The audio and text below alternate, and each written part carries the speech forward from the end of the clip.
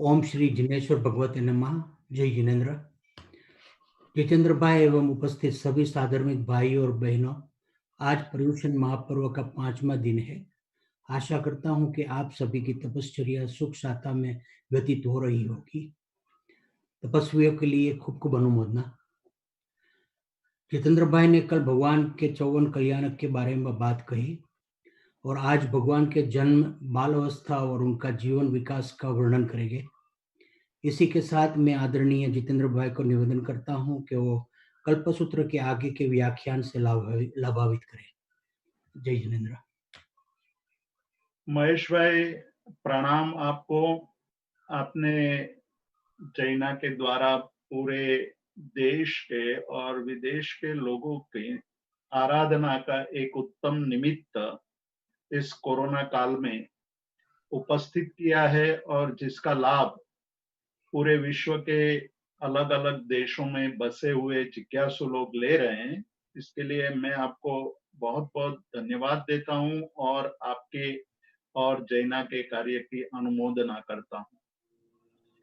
हमारे अंतिम तीर्थंकर परमात्मा महावीर का जीवन चरित्र एक केवल जीवन चरित्र ही नहीं है, किंतु विकास की गाथा है और एक साधक के लिए मार्गदर्शक जीवन यात्रा भी है। जो भगवान महावीर के जीवन चरित्र को सुनता है, उसका पठन करता है, उसके कर्मों का क्षय होता है।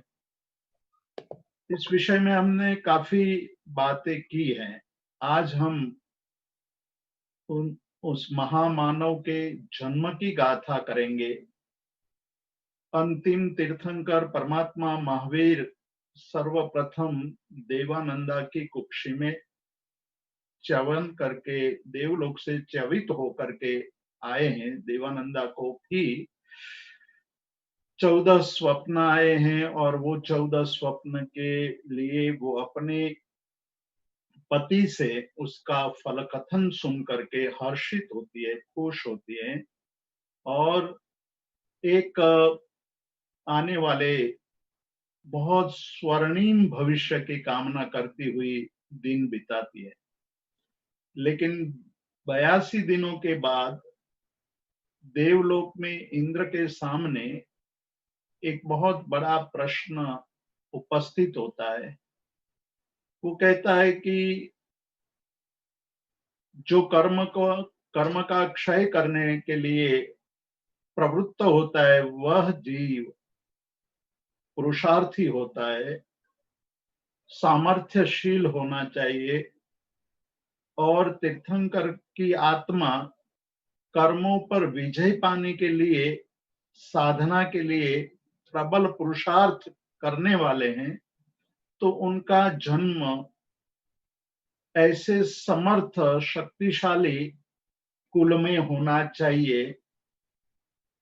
ये मान करके उन्होंने हरिणी गणेशी देव को बुलाया और उनको ये काम सौंपा गया कि जो महावीर स्वामी भगवान का गर्भ देवानंदा की कुक्षी में पल रहा है, उसको वहां से ले करके त्रिशला की कुक्षी में स्थलांतर किया जाए, संक्रमण किया जाए।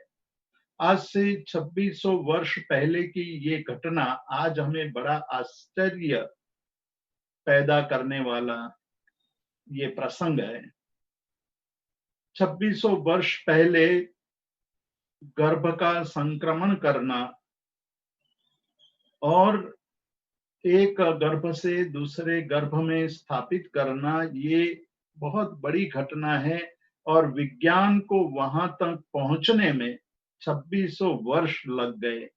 आज जब हम सुनते हैं गर्भ का संक्रमण, तब हमें आश्चर्य नहीं लगता है, किंतु 2600 वर्ष पहले ये घटना घटी थी। वो हमारे लिए आश्चर्यकारी इसलिए है कि परमात्मा का प्रबल पुण्य था। उस पुण्य के कारण समर्थ शक्तिशाली देवों के मन के अंदर भी एक विचार उत्पन्न होता था और उस विचार के कारण ये गर्भ का संक्रमण हुआ। भगवान महावीर को देवानंदा की कुक्षी से उठा करके वहां त्रिशला की कुक्षी में लिया जाता है। जब परमात्मा त्रिशला की कुक्षी में पहुंचते हैं तो त्रिशला माता को भी स्वप्न आते हैं। वो 14 स्वप्न जो महास्वप्न है, और उस महास्वप्न की बात हम इस जन्म कल्याण के दिन, स्वप्न सेरेमनी के दिन हम हर साल मनाते हैं कि परमात्मा 24 तीर्थंकर की माता ये 14 स्वप्न देखती हैं, और ये 14 स्वप्न को महास्वप्न के रूप में माना गया है। स्वप्न में वो देखती है श्वेत हाथी, मतलब सफेद रंग का हाथी माता देखती है। हाथी जैसे शत्रुओं को नष्ट करता है, वैसे ही ये पुत्र जब जन्म पाएगा, तीर्थंकर की आत्मा है, वो जन्म जब लेगा तो कर्म रूपी शत्रुओं को नाश करने वाला होगा। अंदर ही अंदर अपने ही शत्रुओं को जीतने की कोशिश करके उसको संपूर्ण नष्ट कर देगा। बाहर के शत्रुओं को जीतना इतना कष्टप्रद नहीं है जितना आंतरिक शत्रुओं को जीतना। तो ये स्वप्न में हाथी का जो स्वप्न उसका दर्शन किया, उस दर्शन का फल ये था कि यह पुत्र अपने कर्मों को, कर्म रूपी शत्रुओं को जीतने वाला होगा। दूसरे स्वप्न के रूप में बैल को देखती है माता। तो बैल जिस तरह से बलिष्ठ यानी भार वहन करने वाला होता है, उसी तरह यह बालक संयम का भार वहन करने वाला होगा। संयम ग्रहण करके उसका पालन करना एक बहुत बड़ी चुनौती होती है। संयम के भार का वहन करने वाला ये समर्थ पुत्र होगा। तीसरे स्वप्न के रूप में केसरी सिंह देखती है माता। तो उसका सूचन करते हुए कहा कि काम रूपी गज को, हाथी को नष्ट करने वाला ये केसरी सिंह होता है। उसी तरह यह पुत्र भी इच्छाओं रूपी हाथियों को जीतने वाला समर्थ पराक्रमी होगा।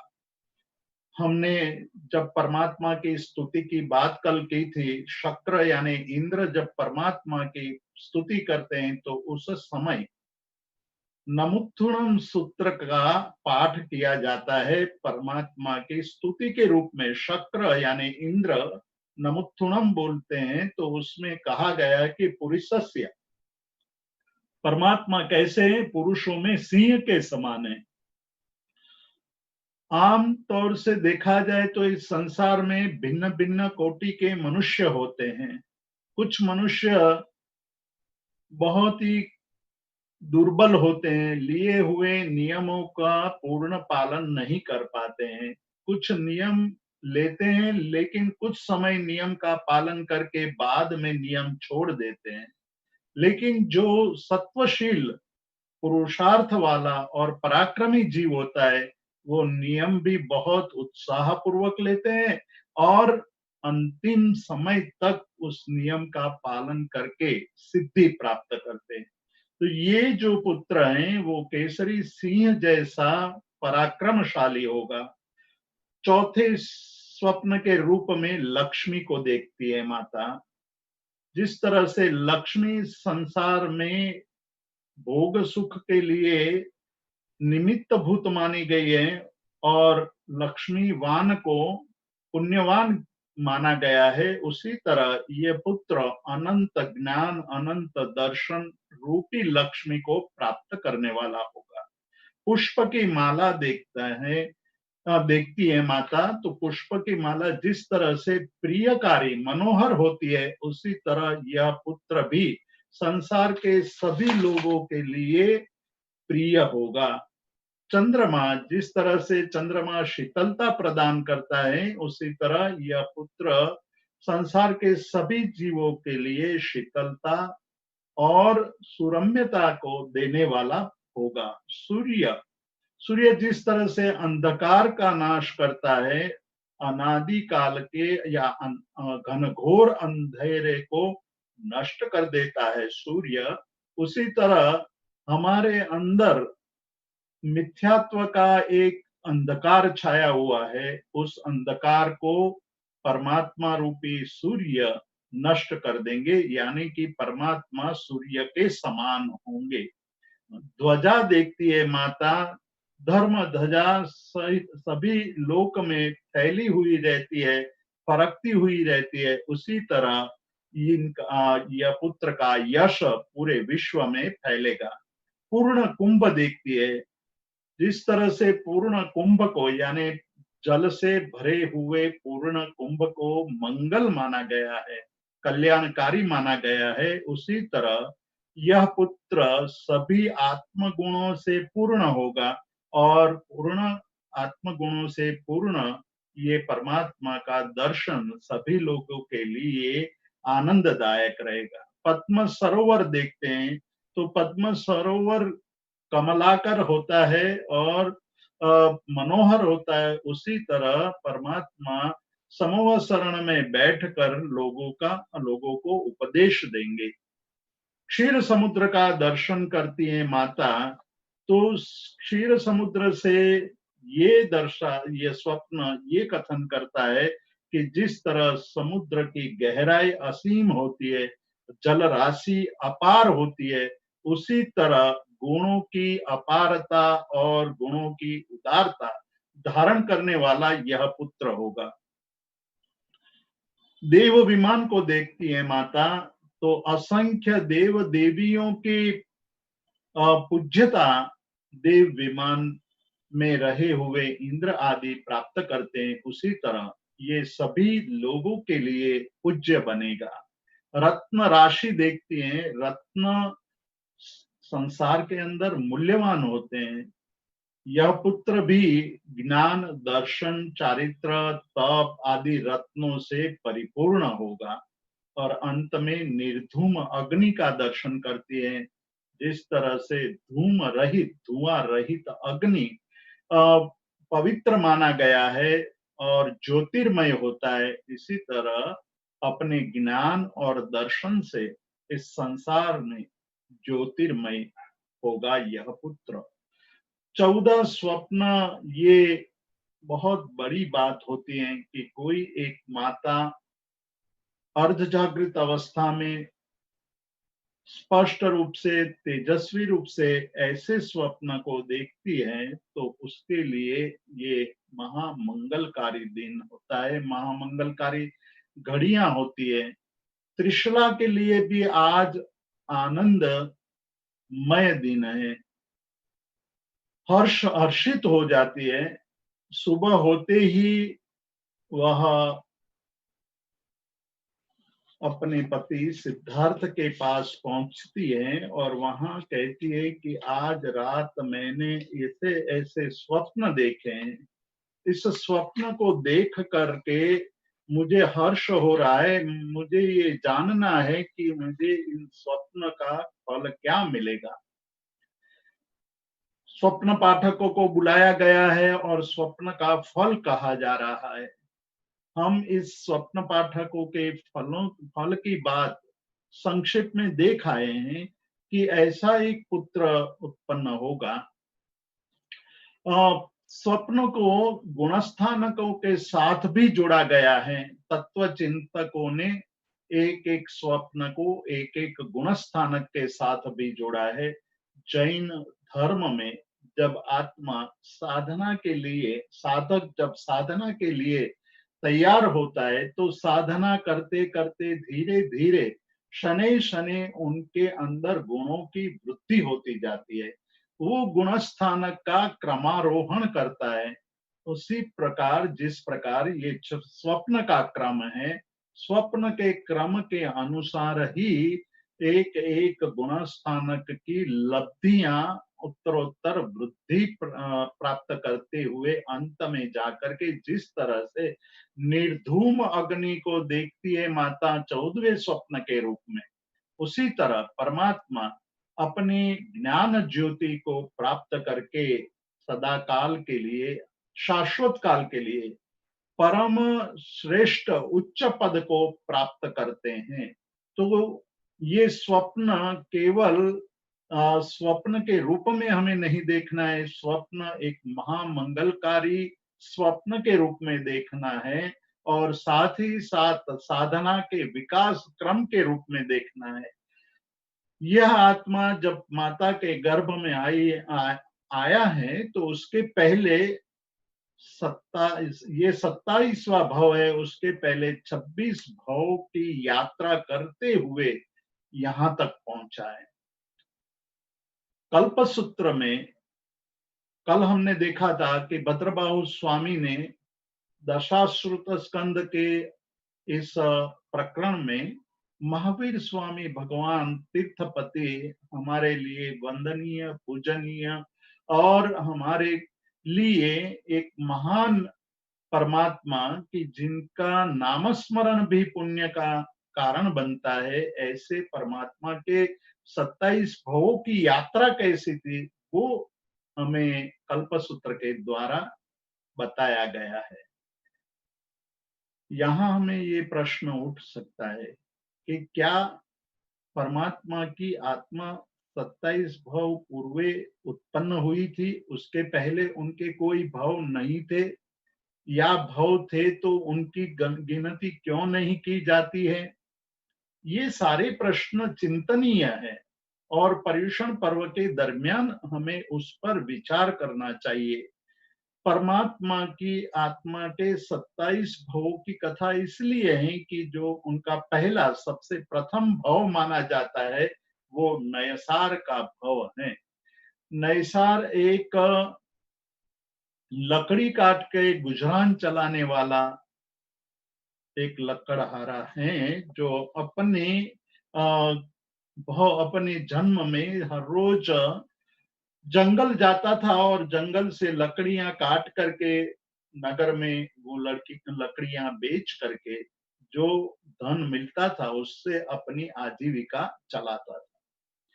एक दिन वो जंगल गया हुआ है, भोजन का समय होता है, घर से जो भोजन लाया हुआ है वो खोल करके, मतलब टिफिन लेकर आए हैं, दोपहर का भोजन लेकर आए, लंच लेकर आए हैं।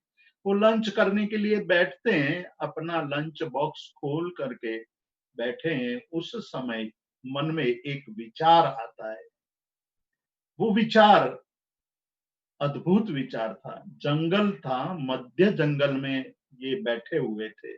ये कोई चौराहा नहीं था, ये कोई गांव का रास्ता नहीं था कि लोगों के वहां आने जाने की संभावना हो। चौराहे पर हमेशा लोग रहते हैं और गांव के रास्ते से लोगों का गुजरना हमने देखा है, लेकिन जंगल में मनुष्य के आहट भी सुनाई नहीं देती है। ऐसे घनघोर जंगल में दोपहर में भोजन की वेला पर, भोजन के समय पर, ये नैसार विचार करता है कि क्या मुझे कोई अतिथि आज मिल जाए तो मेरे लिए ये बहुत बड़ा अवसर नहीं हो सकता है। ये विचार मन में आता है कि यहाँ कोई अतिथि आए, यहाँ कोई व्यक्ति आए और मैं उनको भोजन करवा करके भोजन करूं। ये एक बहुत बड़ा विचार था। हमारे अंदर भी ऐसे विचार आ सकते हैं कि भोजन के समय हम भोजन करने से पहले किसी को भोजन करवा करके भोजन करें, ऐसे विचार हमारे मन में भी आते हैं।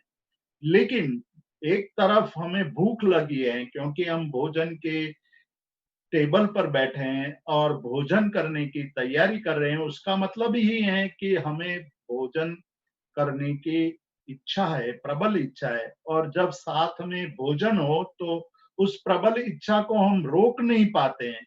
नैसार घर से जब निकला तब ये विचार नहीं आया था, लेकिन भोजन के समय ये विचार आया है। बीच जंगल में ये विचार आया है, जहां मनुष्य की आहट भी नहीं सुनाई देती है, ऐसे समय पर ये विचार आया है। वो उस विचार को पकड़ लेते हैं। कहा गया है कि अच्छे विचार मनुष्य भव में बहुत कम आते हैं, और अच्छे विचार आ भी जाए तो टिकते बहुत कम है, और शायद वो विचार टिक भी जाए तो उसके अनुसार कार्य करना बहुत दुष्कर है, और कार्य करते वक्त हमारे मन के भाव पुनः नीचे गिरने लगते हैं। इसलिए कहते हैं कि जब अच्छा विचार मन में प्रकट हो तो उसी समय कार्य करने का प्रारंभ कर देना चाहिए, उसमें विलंब नहीं करना चाहिए। परमात्मा यही बात अपने अंतिम देशना के समय गौतम स्वामी को बताते हुए कहते हैं कि समयम गोयम मापमाये, हे गौतम एक क्षण का भी प्रमाद मत करना। बहुत बड़ी बात है, क्षण शब्द का प्रयोग किया है और प्रमाद न करने की बात कही है। वो इसलिए की गई है, वहां बहुत सारे दृष्टांत दिए हैं परमात्मा ने। एक बहुत अजीब दृष्टांत दिया है कि आपको प्यास लगी हो और प्यास बुझाने के लिए कोई पानी पिलाने की तैयार भी हो, आपने अंजलि करके अपने दो हाथ की जोड़ करके उसमें जो अंजलि बनती है, उस अंजलि के अंदर वो पानी भी दे रहा है। उस समय मन में ये विचार आए कि यह पानी कुएं का होगा या सरोवर का होगा या नदी का होगा, यह पानी कुंवारी कन्या ले आई होगी या सौभाग्यवती कन्या ले आई होगी या कोई विधवा स्त्री ले आई होगी, कौन ले आया होगा?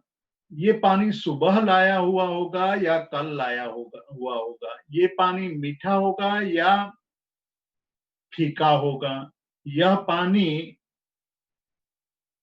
जब घट में भरा होगा या कुंभ में भरा होगा। यदि कोई ऐसे विचार करके पानी पीने में देर करता है तो अंजलि के छिद्रों से पानी नीचे टपक करके हाथ से बह जाएगा और प्यास छिप नहीं सकती है। मनुष्य जन्म एक अवसर है आपकी प्यास बुझाने का, आत्मा को समझने का और आत्म साक्षात्कार करने का एक अवसर है। और इस अवसर को पा करके हम ये विचार करें कि आज नहीं, अभी हमारे पास 4 दिन बाकी है, इन 4 दिनों में मैं साधना कर लूंगा और मेरे वर्ष भर के पापों को मैं धो डालूंगा।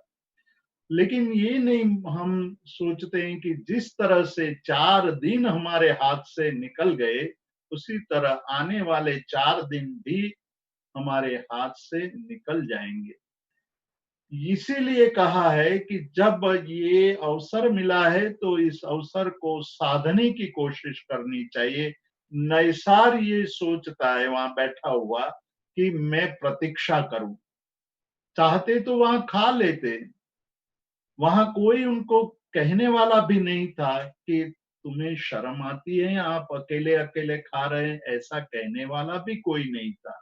हर रोज अकेले में खाते थे, लेकिन आज मन में एक शुभ विचार आया है, उस शुभ विचार को पकड़ के रखा है कि मैं प्रतीक्षा करूं, शायद मेरा भाग्य खुल जाए। इस बात को लेकर प्रतीक्षा कर रहे हैं और दूर दूर कोई किसी सफेद वस्त्रधारी को देखते हैं तो आश्चर्य होता है, और वो सोचते हैं कि मैं आज जो देख रहा हूं, अभी दोपहर के समय जो देख रहा हूं, क्या वो सत्य है या स्वप्न है। अपनी आंखों को मसलते हैं, देखते हैं कि नहीं, मैं तो जगा हुआ ही हूं और जो मैं देख रहा हूं वो सही देख रहा हूं। साधना के क्षेत्र में एक बात बहुत महत्वपूर्ण कही जाती है और हमेशा याद रखने जैसी बात है कि यदि आपकी भावना तीव्र है, आपके अंदर ललक है, आपके अंदर बहुत तीव्र इच्छा पड़ी हुई है, तो कार्य शीघ्र ही सिद्ध होता है। ये नयसार के मन के अंदर भी ऐसे तीव्र भाव पैदा हुए थे कि साधु को आते हुए देखा और हर्षित हो गए, हर्षित होकर के, खुश होकर के उनके नजदीक आने की प्रतीक्षा करते हैं और साधु को नमन करके, प्रणाम करके अपने लाए हुए भोजन में से कुछ भोजन बहराते हैं। साधु एक वृक्ष के नीचे जाकर भोजन कर लेते हैं। नैसार के जीवन की ये घटना बहुत अद्भुत घटना थी, जहां मानव के आने जाने के कहीं भी संभावना नहीं थी, वहां साधु के आगमन का समाचार, उनके भोजन बहराने का कार्यक्रम, अंदर से अत्यंत हर्षित होना, विनय पूर्वक भक्ति करना, ये सारे गुण आने वाले समय में एक महान आत्मा के बीज के रूप में यहाँ हमें दिखाई देते हैं। भोजन कर लेते हैं और इधर साधु गोचरी करके जब जाने की तैयारी करते हैं, तब आश्चर्य भी होता है साधुओं को कि हमारा ये कौन सा बड़ा भाग्य हुआ कि ऐसे जंगल में हमें यह मिल गया। थोड़ी बातें होती हैं और नैसार कहता है कि आप भूल गए हैं, भटक गए हैं रास्ता, मैं आपको सही रास्ता बताता हूं। साधुओं को रास्ता बताने के लिए कुछ समय तक उनके साथ चलते हैं। चिंतकों ने बहुत अद्भुत कल्पना की है कि जंगल में भटके हुए इन साधुओं को सही रास्ते पर ले जाने के लिए नैसार उनके साथ चलता है। तब ये घनघोर जंगल स्वरूप संसार में भटका हुआ ये नैसार साधुओं के द्वारा मोक्ष मार्ग पर मोक्ष के मार्ग पर अग्रसर होता है। मतलब एक तरफ दुनियावी व्यवहार की दृष्टि से साधुओं को रास्ता बता रहा है, लेकिन आध्यात्मिक दृष्टि से वो स्वयं मार्ग पर चलने लगता है। यहाँ आपने देखा कि एक नैसार के भाव के अंदर नैसार को गुरुओं के प्रति सम्मान की भावना है। उनके द्वारा कुछ क्षणों के लिए जो समागम हुआ, उस समागम के द्वारा गुरुओं ने कुछ उपदेश दिया, उस उपदेश को सुन करके उपदेश में भी रुचि पैदा हुई। गुरुओं के प्रति आदर भाव, वाणी के प्रति समर्पण भाव और जीवन में उसका आचरण करने की तमन्ना, ये तीन बातें सुदेव, सुगुरु और सुधर्म के प्रति श्रद्धा का बयान करती है। जब हमारे जीवन में सुदेव, सुगुरु और सुधर्म के प्रति श्रद्धा पैदा होती है, तब समझना कि हमारे जीवन के भाग्य के दरवाजे खुल जाते हैं, विकास के दरवाजे खुल जाते हैं। इसी को सम्यक दर्शन कहा है। और जब सम्यक दर्शन प्राप्त होता है, तभी से भवों की गिनती शुरू होती है। उसके पहले जितने भव अनादिकाल से यह आत्मा इस संसार में भटक रहा है, संसार में जन्म मरण के चक्करों को काट रहा है, अलग अलग योनियों में घूम रहा है, ऐसा जीव जब सम्यक दर्शन प्राप्त करता है, तभी से उनके भवों की गिनती शुरू होती है। उसके पहले जिस तरह अकेला शून्य, जीरो, जो अकेले शून्य का कोई मूल्य नहीं होता है, उसी प्रकार सम्यक दर्शन के बिना हजारों, लाखों, करोड़ों भव कर ले तो भी उस भव का कोई मूल्य नहीं है। आध्यात्मिक दृष्टि से उस भव में हमने जो भी किया, वो काम केवल हमारे भवों की पूर्णाहुति करने के होते हैं, विकास की तरफ ले जाने वाले नहीं होते हैं। मैं इस काम को इस तरह देखता हूं कि जिस तरह एक उल्लू का बैल, जिसके आंखों पर पट्टी बांध दी जाती है और सुबह से शाम तक वो तेल के लिए घूमता रहता है, शाम तो बैल खुद मान रहा है कि मैंने दिन भर बहुत लंबी यात्रा कर ली है, लेकिन जब आंख पर से पटरी हटाई जाती है, तब उनको पता चलता है कि वो तो वही का वही है, जहां सुबह था वहीं शाम को है। कहने का मतलब ये है कि इस प्रकार मिथ्यात्व के कारण हम शून्य में ही घूमते रहते हैं और शून्य का कोई मूल्य नहीं है। सम्यक दर्शन वह एक ऐसी संख्या, एक की ऐसी संख्या है कि जब वो जीरो के आगे लग जाती है, ये लग जाता है, शून्य के आगे लग जाता है, तो शून्य की कीमत 10 हो जाती है। और एक एक शून्य उसमें जोड़ भी दिया जाए तो हर एक शून्य 10 गुना बढ़ जाता है, उनका मूल्य 10 गुना बढ़ जाता है। उसी तरह जब सम्यक दर्शन की प्राप्ति हो जाती है, तब जीवों की विकास की गति का प्रारंभ होता है और तभी से भवों की गिनती होती है। 27 भवों का स्तवन वीर विजय महाराज ने बनाया है और उसमें लिखा है, उन्होंने प्रारंभ में ही लिखा है कि समकित पामे जीव जो भव गणती ये गणाए। गुजराती में उसका हिंदी अनुवाद में आपके सामने प्रस्तुत करता हूं। वो कहते हैं कि जब समकित यानी सम्यक दर्शन प्राप्त होता है, तभी से भवों की गिनती का प्रारंभ होता है। उसके पहले के भवों का कोई मूल्य नहीं है। हम अनादि काल से इस संसार में भटक रहे हैं और सम्यक दर्शन की प्राप्ति नहीं होने के कारण संसार का परिभ्रमण चालू है। इस परिभ्रमण को रोकने वाला यह सम्यक दर्शन है। धर्म का द्वार माना गया है इस सम्यक दर्शन को। और जब सम्यक दर्शन की प्राप्ति नैसार को हुई, वहां से उनके जीवन की यात्रा का प्रारंभ होता है। दूसरे भव में सुधर्म देव बनते हैं और तीसरे भव में, सीधे तीसरे भव में मरीचि कुमार, भरत चक्रवर्ती के पुत्र और ऋषभदेव भगवान के पौत्र, ये मरीचि संसार में जब थे तब ये मानते थे कि संसार में सबसे बड़ा कोई आदमी है, सबसे बड़ा कोई मानव है तो वो चक्रवर्ती है। सबसे बड़ी समृद्धि है तो वो चक्रवर्ती की समृद्धि है और सबसे बड़ी सत्ता है तो वो केवल चक्रवर्ती की सत्ता है। चक्रवर्ती की सत्ता के आगे बाकी की सभी सत्ताएं गौण हैं, ऐसा मानते थे ये मरीचि कुमार। राजपुत्र हैं, चक्रवर्ती के पुत्र हैं और रिद्धि सिद्धि में पले हैं, बड़े हुए हैं, इसलिए रिद्धि सिद्धि को ही सर्वस्व मानते थे।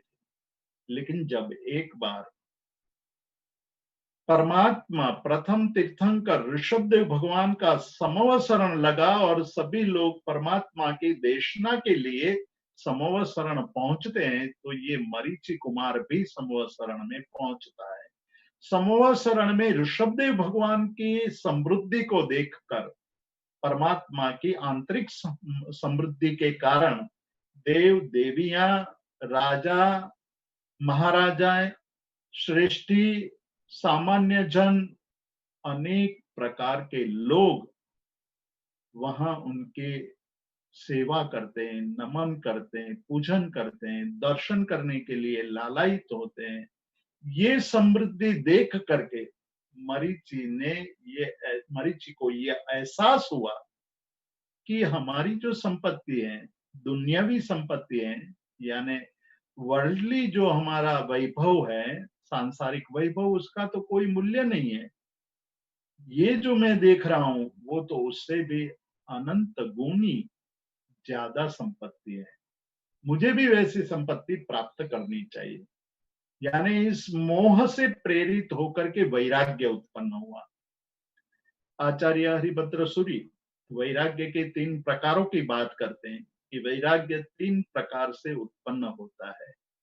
एक मोह से गर्भित वैराग्य है, यानी इस प्रकार की संपत्ति, समृद्धि, साधुओं की या आचार्यों की समृद्धि देख करके आचार्य के पास, जैनाचार्यों के पास बड़े बड़े राजनेता उनको वंदन करने आते हैं। जज, वकील सभी उनके चरणों में झुक जाते हैं। श्रेष्ठी आते हैं, संपत्तिवान आते हैं, सभी लोग उसकी समृद्धि को देखकर किसी को वैसी संपत्ति प्राप्त करने का, वैसा अवसर प्राप्त करने का मन में भाव पैदा हो, तो वो सोचते हैं कि मैं भी साधु बन जाऊं। वैसे संसार में तो मेरी कोई गिनती नहीं है, मुझे कोई पूछते भी नहीं है, और साधु बन जाऊंगा तो मुझे सभी लोग वंदन करने आ जाएंगे। ऐसी भावना से जो दीक्षा ली जाती है, संयम लिया जाता है, उसको मोह गर्भित वैराग्य कहा जाता है। दूसरा एक वैराग्य का स्वरूप है जिसमें दुख गर्भित वैराग्य। संसार में सभी प्रकार की पीड़ाओं का अनुभव करने वाला जीव बहुत मेहनत और बहुत परिश्रम करने के बाद भी कुछ नहीं मिलता है, दुखी हो जाता है। वैसा जीव साधुओं को देख करके ये सोचे कि यहाँ तो मेहनत भी नहीं करनी पड़ती है और अच्छा भोजन मिल जाता है, लोग व्याख्यान सुनने आ जाते हैं, वगैरह वगैरह। इसको देख करके दुख से दूर होने के लिए सुख की कामना से जो वैराग्य उत्पन्न होता है, उसको दुख गर्भित वैराग्य कहा है। ये दोनों वैराग्य भाव लंबे टिकते नहीं है। हरिभद्र सूरी महाराज कहते हैं कि ऐसे निमित्तों से जिन्होंने वैराग्य का अनुभव किया है, वो वैराग्य बहुत लंबा नहीं चलता है। किंतु एक तीसरा और वास्तविक वैराग्य है, वो है ज्ञान गर्भित वैराग्य। समझ के, ज्ञान को प्राप्त करके अपनी आत्मा का साक्षात्कार करने के लिए, कर्मों के क्षय के लिए, गुणों के विकास के लिए जो संयम ग्रहण किया जाता है, जो वैराग्य आता है, उसी को ज्ञान गर्भित वैराग्य कहा है। और जो जीव ज्ञान से युक्त वैराग्य प्राप्त करके संयम ग्रहण करता है, वही अपने जीवन में श्रेष्ठ कक्षा में पहुंचता है। तो ये यहाँ मरीचि रिद्धि को देख करके मोह से युक्त होकर के संयम ग्रहण कर लेता है। शुरू में तो गुरु के पास शिक्षा प्राप्त करने लग जाता, 11 अंग आगमों का अभ्यास कर लिया।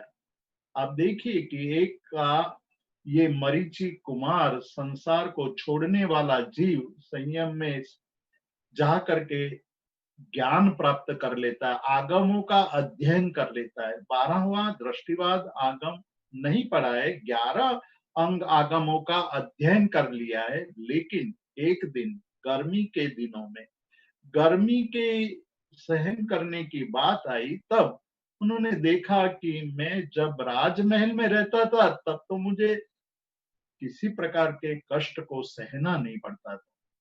आज भयंकर गर्मी है, वैशाख का महीना हो और आकाश से जैसे अग्नि की वर्षा हो रही हो, वैसी अग्नि जैसी धूप में इस मरीचि कुमार को निकलना पड़ा। और उस गर्मी की अवस्था को देखकर मन में ये हुआ कि मैं ये क्या कर रहा हूं, बेकार में ये सब सह रहा हूं, मेरे से ये सब नहीं हो पाएगा। और धीरे धीरे उन्होंने अपने आचार में शिथिलता, आचार भ्रष्ट होने लगे। यहाँ आचार भ्रष्टता तो हुई, लेकिन विचार में अभी भ्रष्टता नहीं आई है। जब भी उपदेश देते थे और उस उपदेश को सुनकर कोई वैराग्य प्राप्त कर लेता था और कहता था कि मुझे आपके उपदेश से वैराग्य हुआ है और मैं भी संयम ग्रहण करना चाहता हूं, तब ये मरीचि कुमार विचारों से भ्रष्ट नहीं हुए थे। इसलिए कहते थे कि मैं तो पतित हूं, मैं गिरा हुआ हूं, मेरे पास सच्चा संयम नहीं है। आपको संयम ग्रहण करना है, चारित्र ग्रहण करना है, दीक्षा लेनी है, तो आप ऋषभदेव भगवान के पास जाइए, वहां हीरा है और मेरे पास मैं तो कांच हूं। कांच के साथ रहोगे तो कांच ही मिलेगा, हीरे के पास जाओगे तो हीरा बन जाओगे। पारसमणि रत्न का ये स्वभाव है, चिंतामणि रत्न का स्वभाव कि उनके पास जो पहुंचता है वो श्रेष्ठ बन जाता है।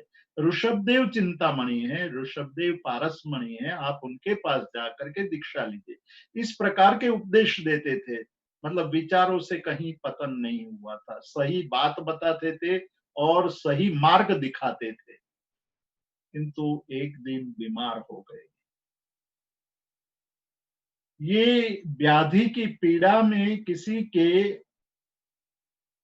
सहयोग की अपेक्षा थी, किसी की सेवा की अपेक्षा थी, लेकिन कोई उनके पास सेवा करने के लिए मौजूद नहीं था। यह जीव, मरीचिका जीव, इस रुग्णावस्था में, रोग की अवस्था में सोचने लगता है, दूर ध्यान में चला जाता है, और जब दूर ध्यान आता है तो मन विचित्र प्रकार के संकल्प विकल्पों में फंस जाता है। जो नहीं सोचना चाहिए वो भी सोचने लगता है। पर्युषण पर्व संदेश यही देता है कि जीवन में ऐसे दुर्ध्यान के क्षण आए ही नहीं, हमेशा शुभ ध्यान में लीन रहें। इसीलिए यह आवश्यक है कि हम परमात्मा के जीवन की कथाओं का निरंतर श्रवण करते रहें, और जीवन का श्रवण करने से हमारे जीवन में जब कभी भी शिथिल क्षण आ जाती है, व्याधि की क्षण आ जाती है, पीड़ा को सहने की क्षण आती है, तब हम अपने मन को जागृत करके शिथिल नहीं होने देते हैं। अपने आप में अपनी मन के आगे पीछे एक चौकी पहरा बिठा देते हैं और उसको कम कंट्रोल कर लेते हैं। इसीलिए तीर्थंकर परमात्माओं के जीवन का श्रवण करना, पढ़ना बहुत ही महत्वपूर्ण माना गया है। यहाँ उनके पास ऐसा कुछ भी नहीं था, और ये मरीचि अपने जीवन में वहां एक शिष्य की आवश्यकता का एहसास करता है।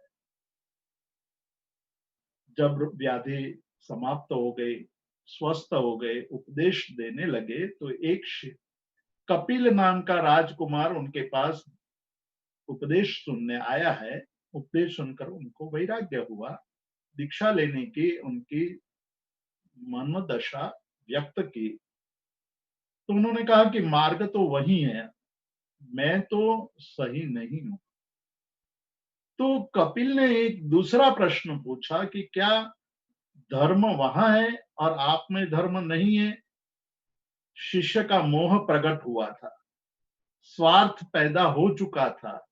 इसीलिए शास्त्र के प्रति जो निष्ठा, सत्य के प्रति जो निष्ठा थी, वो निष्ठा डिगमिगा गई, वो शिथिल हो गई। और इस प्रश्न के जवाब में मरीचि ने विचार से भी भ्रष्ट होने का प्रारंभ कर दिया। वो विचार से भ्रष्ट हो गए। पहले आचार से भ्रष्ट हुए, अब विचार से भ्रष्ट हुए। उन्होंने कहा कि इत्थम पि धम्मम, इहम पि धम्मम, वहां भी धर्म है और यहां भी धर्म है। आपको याद होगा कि महाभारत में जब अश्वत्थामा की हत्या होती है, तब द्रोणाचार्य दुखी हो जाते हैं। द्रोणाचार्य कौरव के पक्ष में थे, और वो सोचते हैं कि मैं किसको पूछूं कि ये जो खबर, ये समाचार आया है कि अश्वत्थामा की हत्या हुई है, मृत्यु हो गया है। उस समय अश्वत्थामा के नाम के दो व्यक्ति थे, एक हाथी था और एक द्रोणाचार्य का पुत्र का नाम भी अश्वत्थामा था। तो उनको ये पता नहीं चल पाया था कि ये मेरा पुत्र मरा है या हाथी मरा है, किसको पूछा जाए। ये एक बहुत बड़ी समस्या थी। तब उन्होंने सोचा कि युधिष्ठिर सत्यवादी है, मैं युधिष्ठिर के पास जाऊं और उनको पूछूं कि क्या न्यूज है। जब कोई न्यूज आता है तो हम टीवी में वही न्यूज चैनल ओपन करते हैं जो विश्वस्त होती है। जिस पर हमें भरोसा होता है, जो ट्रुथ को लेकर चलती है, वही न्यूज चैनल हम देखने की कोशिश करते हैं। बाकी तो इस संसार में न्यूज चैनलों की कमी नहीं है, किंतु हम वही न्यूज चैनल पर जाते हैं जहां हमें विश्वस्त समाचार यानी सही समाचार मिलते हैं। इसीलिए कहा है कि पुरुष विश्वासे वचन विश्वास। जो पुरुष सत्यवादी है, उस पर जो विश्वास करे तो उसके वचनों पर भी अपने आप ही विश्वास पैदा होता है। हम तीर्थंकर की वाणी आज भी याद कर रहे हैं, उसका कारण ये है कि तीर्थंकर भगवान वितराग थे और वितराग में कहीं स्वार्थ नहीं होता है, और स्वार्थ नहीं होने के कारण वचन जो है उनके वो सत्य होते हैं, और सत्य वचन में हमें भरोसा होता है कि परमात्मा कभी भी गलत नहीं बोल सकते। ये हमारा पुरुष पर विश्वास है। इसलिए आज 2600 वर्ष के बाद भी हम आगमों को, परमात्मा की वाणी को पूजा करते हैं, उसके स्तुति करते हैं, उसके गुणगान गाते हैं। अश्वत्थामा द्रोणाचार्य ने सोचा कि मेरे विरोधी पक्ष में है युधिष्ठिर, फिर भी वो सत्यवादी है, मैं उनके पास जाऊं। उनके पास गए और पूछा कि क्या है समाचार। तो युधिष्ठिर ने गोल गोल जवाब दिया। वो जानते थे, किंतु उनको ये भी पता था कि जब तक द्रोणाचार्य को जीता नहीं जाएगा तब तक कौरवों पर विजय पाना मुश्किल है।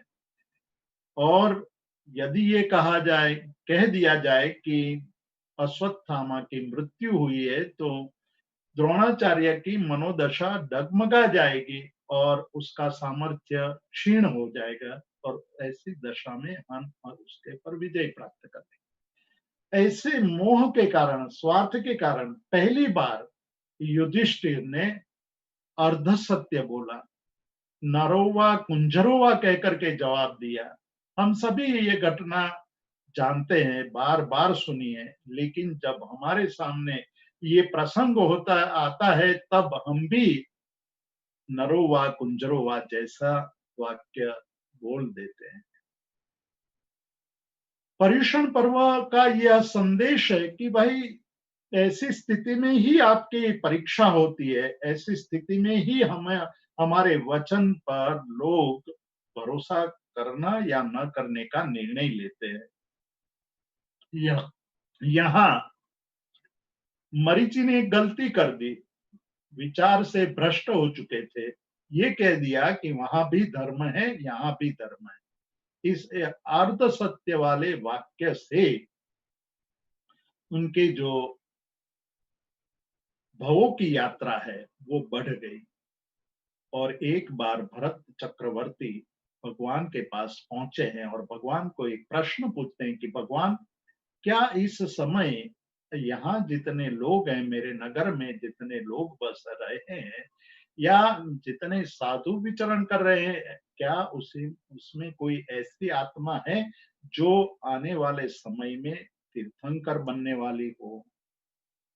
परमात्मा ने कहा, हाँ, एक आत्मा है जो आने वाले समय में तीर्थंकर बनने वाली। इस अवसर पेणी के 24वें तीर्थंकर के रूप में वो अवतरित होंगे, त्रिपुष्ट वासुदेव बनेंगे और चक्रवर्ती भी बनेंगे। भरत महाराजा ऐसा सुनकर बहुत हर्षित हुए। उनको ये हुआ कि शायद उस समय मुझे मौका न मिले, मैं आज ही जाकर के उनका दर्शन करूं, वंदन करूं। वो तुरंत गए मरीचि के पास, प्रदक्षिणा की, प्रदक्षिणा करके वंदन किया, वंदन करके कहा, आपको धन्य है। भरत चक्रवर्ती कभी मरीचि के पास आए नहीं थे जब से उन्होंने आचार में भ्रष्टता का आचरण कर लिया था। आज पहली बार है भरत चक्रवर्ती आए हैं। मरीचि को आश्चर्य हुआ है कि ये क्या हो गया। सूरज क्या आज पूर्व से न निकल करके पश्चिम से निकला है? आज क्या हो गया कि पिताश्री मुझे वंदन करने आ गए? न भूतो न भविष्यति। उन्होंने पूछा कि क्या बात है? तब भरत चक्रवर्ती ने कहा कि मैं आपको वंदन करने इसलिए आया हूं कि आप अंतिम तीर्थंकर होने वाले हैं। इतना ही नहीं, आप त्रिपुष्ट वासुदेव के रूप में भी जन्म लेंगे और चक्रवर्ती भी बनने वाले हैं। ये सुनकर मरीचि के मन के अंदर अहंकार पैदा हुआ। हमने पहले दिन भी अहंकार के बारे में बात की थी कि अहंकार बड़ा विचित्र है। क्रोध को हम जान लेते हैं और दूसरा भी जान लेता है, लेकिन अहंकार जो है, ईगो है, वो कभी कभी हमें भी पता नहीं चलने देता है कि हमारे अंदर वो शत्रु पनप रहा है और वो बड़ा ही होता जाता है। ये ईगो का, मान कषाय का, अहंकार का स्वरूप है। जात जात के अहंकार हमारे अंदर पड़े हुए होते हैं। कुल का अहंकार है, जाति का अहंकार होता है, ज्ञान का अहंकार होता है, बल का अहंकार होता है, रूप का अहंकार होता है। इस प्रकार से भी अनेक प्रकार के अहंकार हमारे अंदर निमित्त मिलते प्रकट हो जाते हैं। आज मरीचि के अंदर भी एक अहंकार पैदा हुआ कि मेरा कुल कितना बड़ा है। मेरे दादा तीर्थंकर, मेरे पिता चक्रवर्ती, मैं तीर्थंकर बनूंगा, मैं भी चक्रवर्ती बनूंगा, मैं वासुदेव भी बनूंगा। ये बात मन में सोचकर भरत चक्रवर्ती के जाने के बाद वो नाचने लगे, कूदने लगे कि मैं कितना महान हूं। इस प्रकार की भावना के कारण नीच गोत्र कर्म का बंध किया। जो जैसा करता है वो वैसा ही फल प्राप्त करता है। ये कथा हमें, ये प्रसंग, ये घटना हमें ये उपदेश देती है कि कभी भी अहंकार नहीं करना चाहिए। तीर्थंकर के आत्मा को भी कषाय या कर्म छोड़ता नहीं है। वो इस कथा का बहुत बड़ा, इस घटना का बहुत बड़ा संदेश है कि जो तीर्थंकर हैं वो भी, यदि तीर्थंकर की जो आत्मा है, यदि वो भी गलती करते हैं तो उनको भी उसका फल भोगना पड़ता है। यहाँ ये गलती की विचारों, आचार से भ्रष्ट हुए, विचार से भ्रष्ट हुए और वाणी से भी भ्रष्ट हो गए। आचार, विचार और वाणी की भ्रष्टता के कारण तीर्थंकर परमात्मा के पास दीक्षित होने के बाद, यहाँ देखिए कि प्लस पॉइंट कितने हैं और उसको बिगाड़ देने वाली घटना एक ऐसी है। तीर्थंकर चक्रवर्ती के घर में जन्म पाना, अपार संपत्ति का भोग करना, उसको छोड़ करके संयम ग्रहण करना, संयम भी तीर्थंकर के पास लेना, 11 अंगों का अध्ययन कर लेना, मतलब ज्ञान भी पूरा प्राप्त कर लिया था। तथापि जब प्रसंग आया, कषायों का यही प्रभाव हमारे जीवन में देखा जाता है कि जब कषायों का उदय होता है, तब यदि हम सजग नहीं बने तो वो कषाय हमारे ज्ञान को नष्ट कर देता है। तत्काल या तत्क्षण के लिए हमारे ज्ञान की सारी जो दिशाएं हैं वो अंधकारमय कर देती है। आज मरीचि के ज्ञान के जो भावनाएं थी वो आज सुप्त हो गई, सुसुप्त हो गई। विवेक दृष्टि नष्ट हो गई। कषायों के उदय में हमारी विवेक दृष्टि नष्ट हो जाती है। आज मरीचि के जीवन में भी वही हुआ और भोग की परंपरा बढ़ गई। ये महत्व की घटना थी एक तीर्थंकर के जीव के अंदर, आत्मा के अंदर। जो ये घटनाएं घटी, वो घटनाएं हमें बहुत बड़े संदेश देती हैं। बाद में वो आगे बढ़ करके चौथे भव में वहां से स्वर्ग में, ब्रह्मलोक में देव बनते हैं। देव बनना, मनुष्य बनना, तिर्यंच बनना, इस प्रकार के भवों की परंपरा होती गई। और आगे चल करके 16वें भव में वो त्रिपुष्ट नाम के वासुदेव बनते हैं। अपार सामर्थ्य है और संगीत के शौकीन भी हैं। शैया पालक को आदेश दिया था कि रात को सोते वक्त मुझे संगीत सुनाना, और संगीत मैं जब सो जाऊं तो संगीत बंद करवा देना। एक दिन शैया पालक भी संगीत सुनने में मशगूल हो गया। राजा सो गए हैं ये ध्यान में नहीं रहा और वो संगीत सुनते रहा। राजा जग जाते हैं। राजा ने देखा कि मेरा शैया पालक जो मेरा चौकीदार है वो आज प्रमाद में मस्त हो गया है, उसको उनकी सजा मिलनी चाहिए। श्रवणेन्द्रिय से उन्होंने प्रमाद का आचरण किया, इसलिए श्रवणेन्द्रिय को ही सजा देनी चाहिए। और कान में गरम गरम शीशा डाला और उसके कारण उस जीव को जो वेदना हुई, परम वेदना हुई, उस वेदना के कारण ये तीर्थंकर के जीव ने जो कर्म बंध किया वो भी परम कर्म बंध किया। ऐसा कर्म बंध जो कठिनतम कर्म बंध है, वैसा कर्म बंध जब उदय में आता है तो कर्म के परिणाम को भी बहुत तीव्र रूप से भोगना पड़ता है। तो ये सारी घटनाएं हमें बहुत बड़े संदेश देती है। अंत में जब 25वें भव में नंदीशेन मुनि का भव आता है, आत्मा जग जाती है, तीव्र पुरुषार्थ करती है, तप द्वारा अपने कर्मों की निर्जरा का कार्य शुरू कर देते हैं। और उस समय एक शुभ भाव, बहुत तीव्र शुभ भाव की धारा बहने लगती है। और वो भाव था कि मुझे यदि सामर्थ्य मिले तो मैं इस संसार के सभी जीवों का कल्याण कर दूंगा, सभी जीवों को सुखी कर दूंगा। हम लोग जब स्नात्र पढ़ाते हैं, स्नात्र करते हैं, परमात्मा के जन्माभिषेक की क्रिया करते हैं, तो उसमें स्नात्र पूजा में ये कहा गया है कि सूची रस ढलते तिहा बांधता तीर्थंकर नाम निकाचता। ऐसी पवित्र धारा, भावों की धारा जब बहने लगती है तब तीर्थंकर नाम कर्म का बंध होता है। ऐसी अद्भुत भावना, कैसी अद्भुत भावना कि मुझे ये सामर्थ्य मिले, मेरे सामर्थ्य के द्वारा मैं इस संसार के सभी जीवों को, छोटे बड़े, सुखी दुखी, धनवान गरीब, सबल दुर्बल, सभी को मैं सुखी कर दूं। और इसी का परिणाम, भावों का परिणाम तीर्थंकर बनना है। ये बात जैन धर्म सिखाता है कि पैसों से तीर्थंकर नहीं बन सकते हैं। कर्मों के क्षय के द्वारा, तपश्चर्या के द्वारा और भावों के द्वारा हमारे भाव विशुद्ध होते हैं तो हम तीर्थंकर की दिशा में आगे बढ़ सकते हैं।